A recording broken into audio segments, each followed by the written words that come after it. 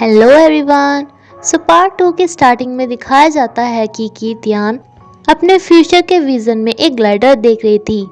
इसे मालूम था कि इसका भाई तो काफ़ी ज़्यादा ओवर प्रोडक्टिव है, इसलिए शीलांग के घर पहुंच के इसे कहती है कि मुझे एक ग्लाइडर खरीदना है। कीशुन शुआंग को इसी साइट पर लेकर आया था एंड जब ये यहाँ पर आती है तो इसे अपना पास याद आने लगा था। इसे लग रहा था कि इसने ये जगह पहले देखी हुई है एंड अपनी मॉम की भी काफ़ी याद आई थी बिकॉज इस घर में कभी इसकी मॉम रहती थी जो यहाँ पर था।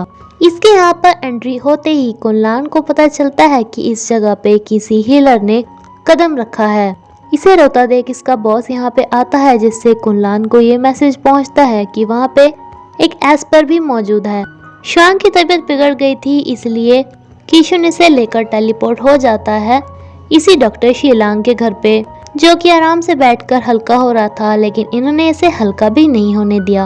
एंड अपनी बहन को भी यहाँ पर देखकर ये सबसे पहले तो डॉक्टर से ये पूछता है कि मेरी बहन तुम्हारे घर पे क्या कर रही है। एंड देन इसे बताता है कि जब ये शुआंग को उस जगह पे लेके गया तो उसने रोना स्टार्ट कर दिया था, पता नहीं क्यों। शुआंग को जब होश आता है तो इससे पूछता है कि वो रोकर क्यों गिर गई थी, लेकिन इसे भी इस बारे में कुछ याद नहीं था।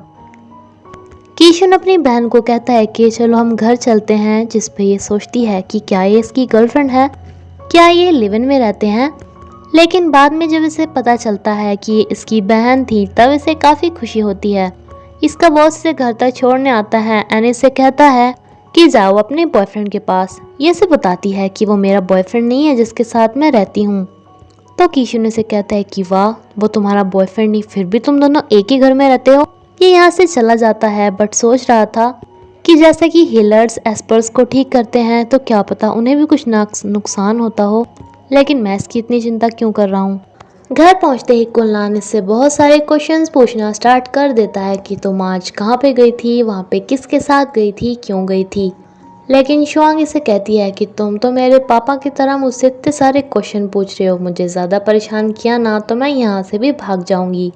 ऑफिस पहुंचने पे वांतियान इससे पूछती है कि कल तुम पूरे दिन कहाँ पे थी, तुम्हें जॉब से निकलना है क्या। लेकिन कीशुन इसे बोल देता है कि इसे मैं लेकर गया था। कीशुन इसके पास आया ही था कि ये यहाँ से भाग जाती है। कुनलान आज शुआंग के साथ साथ इसके सारे कलीग्स के लिए भी खाना लेकर आया था, जिसे कि कीशुन घूर के यहाँ से चला जाता है। शुआंग इन दोनों भाई बहन से भी पूछने आती है कि वो भी उसे ज्वाइन कर सकते हैं। कीशुन तो मना कर देता है लेकिन इसकी बहन यहाँ पर आ जाती है, जहाँ ये कुनलान को देखती है जो इतने टाइम से इसके सपनों में आ रहा था एंड इनकी यहाँ पे थोड़ी सी इंट्रैक्शन भी होती है।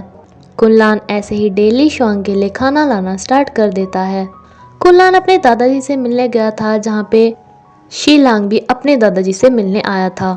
इसके दादाजी इसे बताते हैं कि एक येनशुई नाम की हीलर थी, लेकिन उसका घर जल गया। उस टाइम पे उसके पास 2 एस्पर्स आए थे हेल्प मांगने के लिए कि वो उन्हें ठीक कर दे, लेकिन वो उनकी हेल्प नहीं कर सकी। उन दोनों भाइयों से उसे खतरा था, इसलिए उस हीलर का गार्जियन मैं था। शीलांग भी अपने दादाजी से इसी हीलर के बारे में पूछ के आया था। कीशन ने शुआंग को उसी घर के पास सर्वे वगैरह करने के लिए भेजा था, जिसकी बस में उन 2 एस्पर्स भाइयों में से एक भाई मौजूद था, जिसकी नज़र शुआंग पे तो नहीं लेकिन एक दूसरी लड़की पे थी। एंड मौका देख के ये इसके ऊपर हमला कर देता है।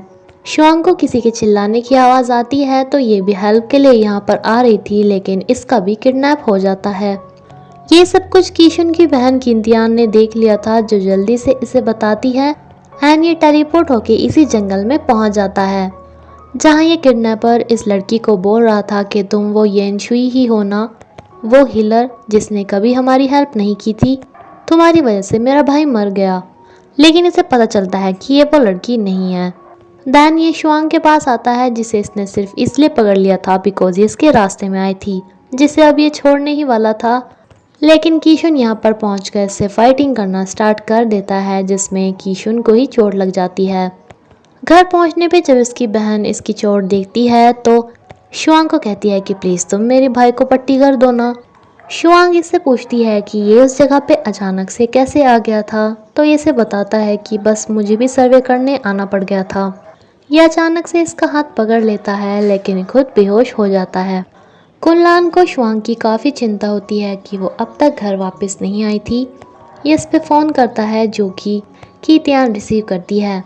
कुनलान ने इसे शुआंग के ऑफिस में भी देखा था, तो इसे कहता है कि अच्छा तो तुम उसकी कलीग हो ना।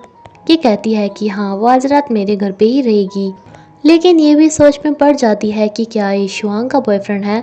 इसके भाई ने इसे मना कर रखा था कि इसे कभी भी अपने आप से फ्यूचर नहीं देखना है, जब फ्यूचर इसे खुद दिखाई दे सिर्फ तब इसे देखना है। लेकिन ये देखने की कोशिश करने लगती है कि इसका कुनलान के साथ क्या फ्यूचर है, एंड इस चक्कर में ये बेहोश हो जाती है।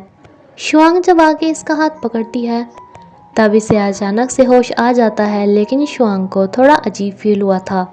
ये इससे पूछती है कि क्या कुनलान इसका बॉयफ्रेंड है, तो ये इसे बताती है कि नहीं, वो मेरा अच्छा फ्रेंड है। शुआंग इसकी केयर तो कर ही रही थी, साथ में सोते हुए इसकी पेंटिंग भी बना रही थी, जिसे बनाते बनाते ही यहीं पर ही सो जाती है। एंड जब इसकी आंखें खुलती है तो ये नज़ारा देखती है कि कीशुन इसके सामने ही नहा रहा था। एंड शी वॉज लाइक, अब ये क्या क्या देखना पड़ रहा है। ये सोने की एक्टिंग करना स्टार्ट कर देती है जैसे इसने कुछ भी नहीं देखा। कीशुन आके इसे एक टॉवल उड़ाने ही वाला था कि इसकी बहन यहाँ पर आ जाती है, जिसे ये कहता है कि जैसा तुम सोच रही हो ना वैसा बिल्कुल भी नहीं है। एंड ये तो यहाँ से उठ के भाग ही जाती है। शुआंग अब कीशुन के बारे में ही सोच रही थी कि कैसे उसने इसकी जान बचाते हुए अपने आप चोट खा ली। एंड शुआंग अब इसे लाइक करना स्टार्ट कर देती है। दूसरी तरफ कीतियान को अपनी शादी का इस बार सपना आता है, जिसके बाद ये काफ़ी ज़्यादा खुश होकर इसी को ड्रॉ करना स्टार्ट कर देती है। एंड दोबारा से अपने इस डॉक्टर के साथ इसी जगह पर आके बैठती है जहाँ का इसे अभी सपना आया था। बेचारा शिलोंग ये सोच के खुश हो रहा था कि शायद ये इसे डेट पे बुला के लेके आई है। कीशुन एक बिजनेस डिनर के लिए आया था जहाँ पर वांतियान नोटिस करती है कि ये शुआंग के साथ बात कर रहा है। ये इसे अपने साथ थोड़ा टाइम स्पेंड करने के लिए कहती है, जिस पे ये एकदम से मना कर देता है। एंड रास्ते में से स्ट्रीट फूड खरीदता है। शुआंग अब तक यहीं पर ही ऑफिस में बैठी हुई काम कर रही थी, इसे ये फूड ये इसे देता है, जो कि वांतियान देख लेती है। इसे काफ़ी ज़्यादा बुरा लगता है। अगला दिन था जब शुआंग को अपनी प्रेजेंटेशन देनी थी, लेकिन सभी कस्टमर्स के सामने इसकी प्रेजेंटेशन की वीडियो के अलावा दूसरी वीडियो चल जाती है। एंड ये सारे कस्टमर्स यहाँ से भाग जाते हैं। कीशुन भी आज इसे गुस्से में 2-4 सुना देता है, जिस पे काफ़ी ज़्यादा हर्ट हो जाती है। एंड अब वांतियान की इच्छा पूरी होती है, क्योंकि वीडियो की अदला बदली इसी ने की थी। अब इसे थोड़ा फील हो रहा था कि इसे शुआंग को ऐसे डांटना नहीं चाहिए था। ये इसे सॉरी का मैसेज करने वाला था, इसे चेयर अप करने वाला था, बट देन सोचता है कि उसके पास उसका बॉयफ्रेंड है तो उसे चेयर अप करने के लिए। एंड वैसे इसकी बात भी सही थी, इसका फ्रेंड पूरी कोशिश करता है इसे चेयर अप करने की, इसे डिनर पे भी लेकर जाता है।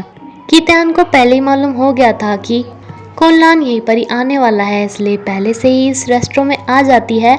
लेकिन यहाँ पर इसे कोई भी दिखाई नहीं देता, इसलिए सोचती है कि मैंने वैसे ही कुछ देख लिया होगा, इसीलिए यहाँ से चली जाती है। जबकि कुनलान थोड़ा सा लेट हो गया था। यहाँ पर शुआंग तो काफ़ी ड्रिंक कर ही लेती है, लेकिन इसके साथ साथ वांतियान भी यहीं पर ही बैठी हुई थी, जिसने बहुत ज़्यादा ड्रिंक कर रखी थी। ये दोनों ही ड्रिंक में टल्ली होकर एक दूसरे से कहती हैं कि अब हम कीशान का बिल्कुल भी पीछा नहीं करेंगे एंड अपने प्रोजेक्ट पे ध्यान देंगे। सो नेक्स्ट डे कीशान को पता चलता है कि वांतियान एंड शुआंग दोनों ही किसी प्रोजेक्ट के लिए किसी साइट पे गई हैं। यहाँ के होटल में जब ये रुकती हैं तो वांतियान इसे पूरा डांटती है कि मैं तुमसे नफरत करती हूँ, ड्रिंक करके मैंने तुमसे 2-4 अच्छे से बात कर ली, इसका मतलब ये नहीं है कि हम क्लोज हो गए। ये इस बात पे ही काफ़ी परेशान थी। तभी इसकी रूममेट भी इससे पूछती है कि वो जो तुम्हारा बॉयफ्रेंड है वो बहुत ज़्यादा अमीर है ना, जो तुम्हारे लिए खाना लेकर आता है। ये इसे बताती है कि वो मेरा बॉयफ्रेंड नहीं, मेरा फ्रेंड है। तो ये इससे पूछती है कि फिर तुम्हारा हमारे बॉस के साथ क्या कनेक्शन है। इस पे भी ये सब बोल देती है कि वैसे ही कनेक्शन है जैसे तुम्हारा है बॉस के साथ। देन ये उस जगह पे आती हैं जहाँ की इन्हें डिज़ाइनिंग करनी थी। यहाँ की ओनर देख सुन नहीं सकती थी। शुआंग इन्हें ही काफ़ी गौर से देख रही थी, इस चक्कर में इसकी बस छूट जाती है। एंड जो इसकी रूममेट थी वो जानबूझकर सबको बोल देती है कि सब पूरे हैं, कोई भी नहीं रहा। कीशुन को पता चलता है कि जहाँ पे इसकी कंपनी की टीम गई थी वहाँ बहुत ज़ोर से बारिश होने वाली है, मौसम बिगड़ने वाला है। एंड ये भी यहाँ पर आकर देखती है कि सब यहाँ से जा चुके थे। ये पहले तो शुआंग के पास फ़ोन करता है, जो कि इसकी फ़ोन रिसीव नहीं कर पाती। देन वांतियान को फ़ोन करने पे से पता चलता है कि वो वहीं पर ही रह गई है।